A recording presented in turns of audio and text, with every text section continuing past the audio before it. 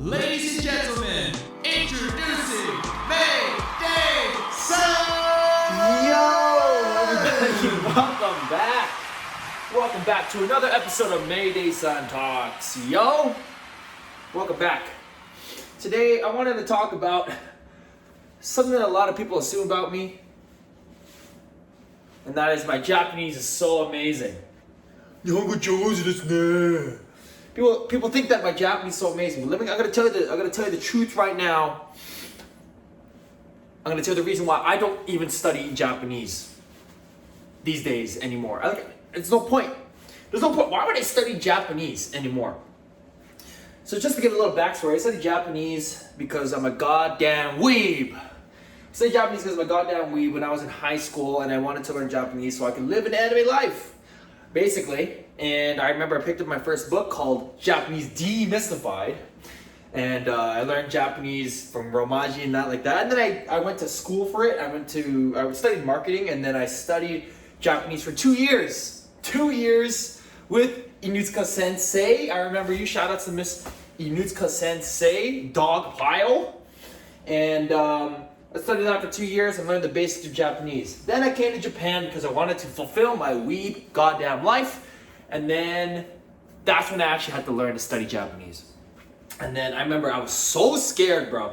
I was so scared when I first got here. Like I had the base, I was fine. But I remember my very first day here in this very city that I live in right now. And I was walking around going to the supermarket because I had to go buy food. So I went to the supermarket and bro, I couldn't even read shoyu. I was trying to find shoyu, which was soy sauce. It was soy sauce in Japanese, and I only ever saw it in katakana or kikoman. You know, like back in in Canada, you got kikoman.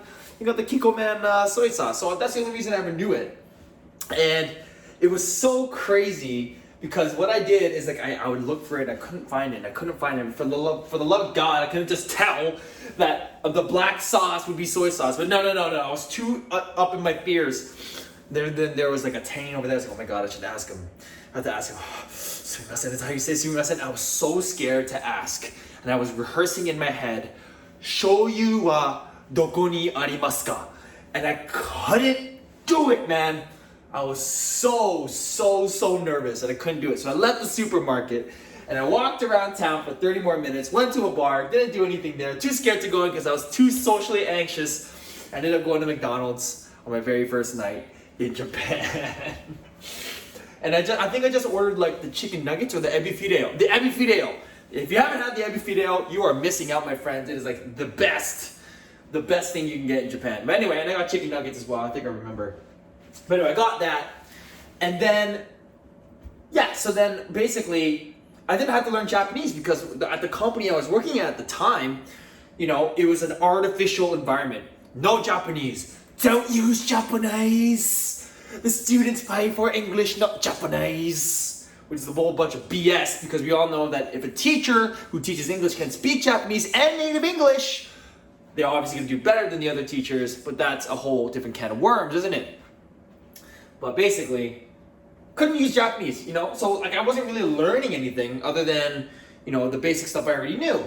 So then eventually I left that company and I went to an ALT job up in Saitama. So I was in the countryside in this small little town called Yashio, and nobody spoke English there, and there was no one really around in the school. And I went into the school and I finally had to be put in an environment where I couldn't even speak English at all. Well, supposed to be I was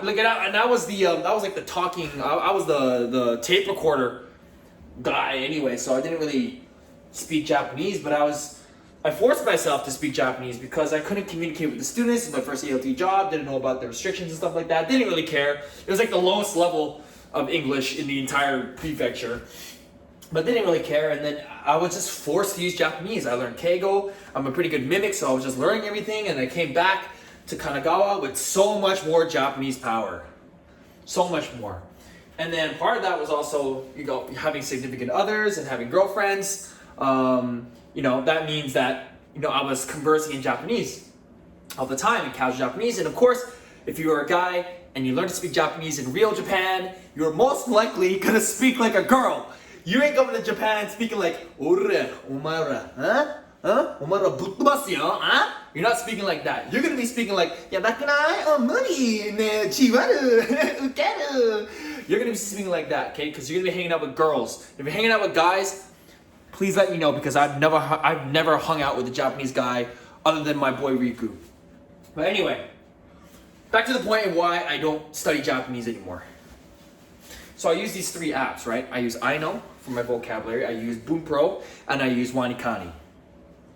And honestly, Wanikani is probably the best one. Wanikani is probably the best one because it taught me how to use mnemonics, it taught me how to learn and memorize things in a way that actually made sense and I can apply it to different pieces of Japanese. So if I didn't understand the grammar, I just had to understand the kanji, right? So that was basically like my footing, right? And I did the N3, I got the N3, and then after that, basically I never needed to use Japanese again. And that doesn't make sense, does it? When you live in Japan, it doesn't make sense because you live in Japan, of course, using Japanese. Well, yeah, but you're only going to be using a set amount of phrases. And basically this comes down to the environment that you are in. And I teach English. I teach English. So, you're limited to a certain amount of vocabulary that you have to know in Japanese if you ever use it. And, you just don't need it. You just don't need it because you're surrounded, again, by so many people who just speak English, or you're not required to speak Japanese, or if the Japanese you do learn is Japanese you already know, and you'll never have to go beyond that bubble.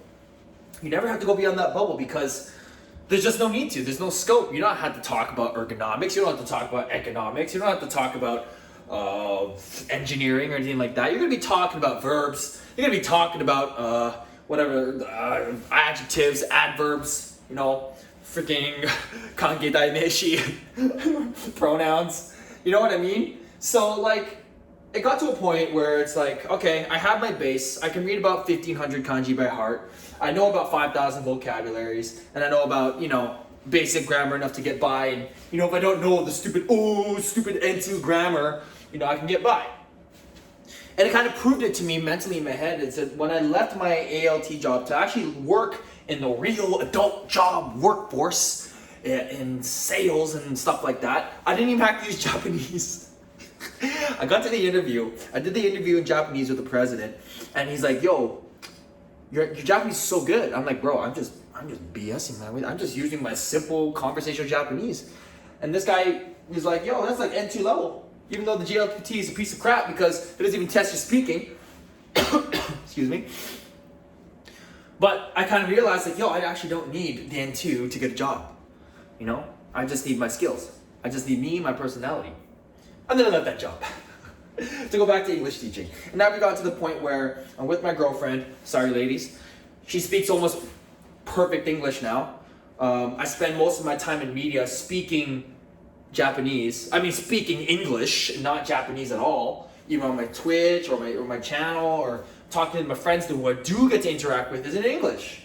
Right? I barely get to speak Japanese. And if I do, I end up getting to this point where it's like Japanese, and Dogen said it best, Japanese has become one of those languages where it's like half English, half Japanese. So I could basically get to a point in the conversation where I'm saying something and then I could just throw in some English with a Japanese accent or just do half and half. That's basically what's come to. I've just been speaking half and half Japanese and half English, and I'm getting by.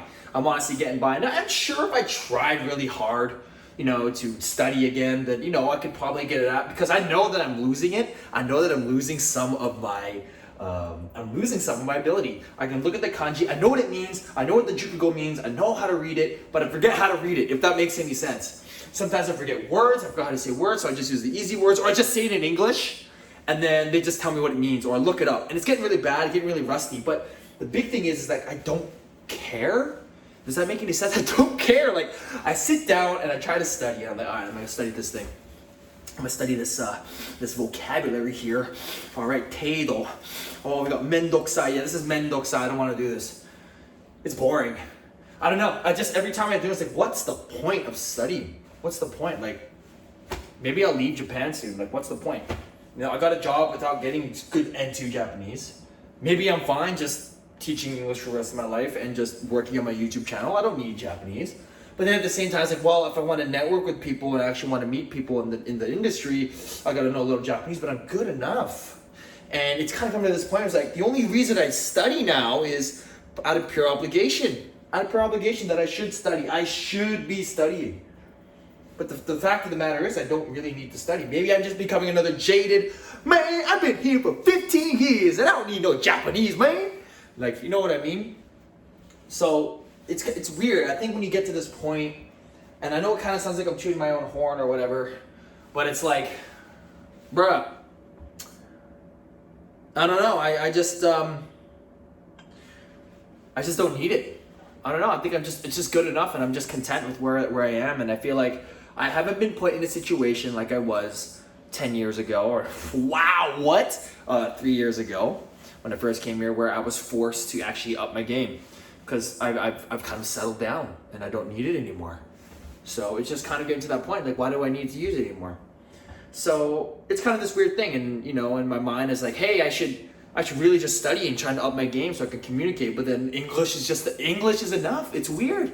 It's weird. I'm sure if I lived in the Inaka again, then I'd probably have to do it again. But then I probably wouldn't talk to anybody because I'm a goddamn introvert, right? So I don't know, guys. But at the end of the day, it doesn't even freaking matter, As long as you say arigato, someone's gonna say Nihongo jozu desu ne. Because we all know how it is. That's how it is to live in Japan. Anyway, thank you guys so much for coming out. Thank you. My name is Maydaysan from the Maydaysan Show, and we'll see you guys next time. Peace.